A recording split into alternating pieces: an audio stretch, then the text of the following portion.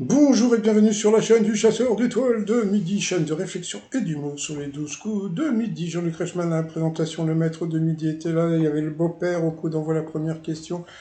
Dans le tableau de Géricault intitulé Le radeau de la Méduse, qu'est-ce que la Méduse? Alors, je ne sais pas si vous vous rappelez, mais le tableau de la Méduse, il est au moins, depuis qui, je sais pas, il est au moins 20 questions sur le truc. Hein.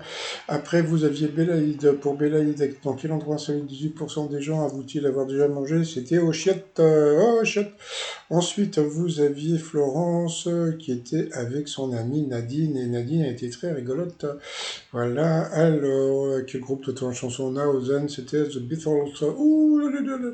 Ensuite, vous aviez le sympathique Théo. Alors, pour Théo, pour quelle raison le terrain du club de foot de Versailles ne dispose-t-il pas d'un éclairage parce qu'il est trop près du château? Et pour Bélaïde, pourquoi la municipalité de Coquevillers, dans le Rhin, a-t-il installé des câbles? C'était pour sauver les écureuils. Donc, sur cette mauvaise réponse, il est passé au rouge. Qui dit rouge dit duel.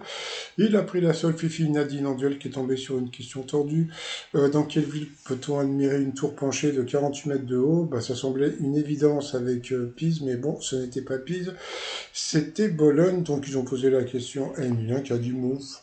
Je sais pas, mais au pire j'aurais dit Bologne et c'était ça. Donc ensuite, eh bien, Bélaïde, Emilien et Théo se sont retrouvés pour le coup par coup. La fille de Z était encore dans le public. Je me demande si elle est payée par rapport aux autres gens du public, mais bon, ça, on s'en fout un peu. Donc là, c'est Émilien qui s'est planté, riche comme Crésus, ce n'est pas grec ni latin. Donc ensuite, eh bien, c'est Bélaïde qui s'est planté. Donc, qui dit rouge dit duel. Il a pris le vraiment très sympathique Théo en duel, qui a une question assez simple. Quelle proposition est aussi le nom d'une épreuve mythique de koh? Donc bien sûr, c'était les poteaux, donc il se retrouve en coup fatal face à Emilien. Et coup fatal vite fait, qui présente l'émission 7 à 8. Alors j'aime bien parce qu'il a dit Roselmark. On dit Monsieur Harry. Quel Maurice est devenu secrétaire du Parti communiste Maurice Thorez? Comment appelle-t-on les ongles des chats? Les griffes. Quelle ancienne ville grecque retrouve-t-on dans l'étymologie du Maurice Padri? Il n'a pas trouvé, il y avait une évidence, c'était Sparte. Ensuite, dans quel pays frontalier... Alors, comme il s'est planté avant Toc, une question facile. De quel pays frontalier de la France s'approche-t-on en passant en die l'Espagne? Sur un t-shirt I Love New York, quel symbole remplace le mot love? Un équerre. Et puis, quelle commune française créée en 1861 tient son nom d'Eugénie de Montijo, l'épouse de Napoléon? C'était Eugénie Les-Bains. Voilà, donc il a été éliminé. Le maître de midi, il était content. Ils lui ont donné des places au théâtre. Il était content de les avoir. Mais bon, allez, coup de maître, c'est parti. Selon l'expression populaire, qu'a-t-on dans l'aile? Du plomb. Ensuite, on allait vite. Quel est le nom du virus qu'Ethan Hunt doit détruire dans Mission Impossible 2? Il a dit la gorgone, c'était la chimère. Il a eu dans l'os, comme je vous ai dit hier.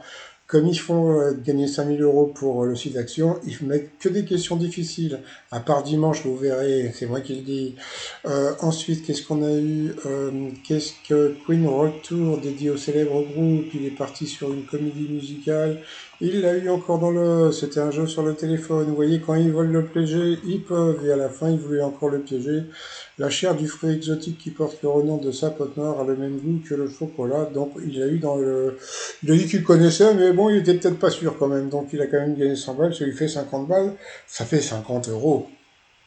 Étoile mystérieuse sur la droite, on voit un nouvel élément. Sinon, une question qu'on se pose, c'est que bon, comme vous le savez, bientôt il va battre le record de Bruno.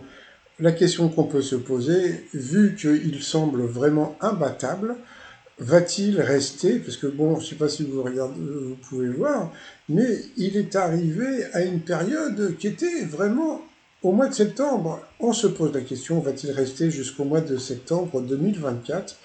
Et pourquoi pas, ça serait assez rigolo. Allez, je vous dis à plus tard, bye bye.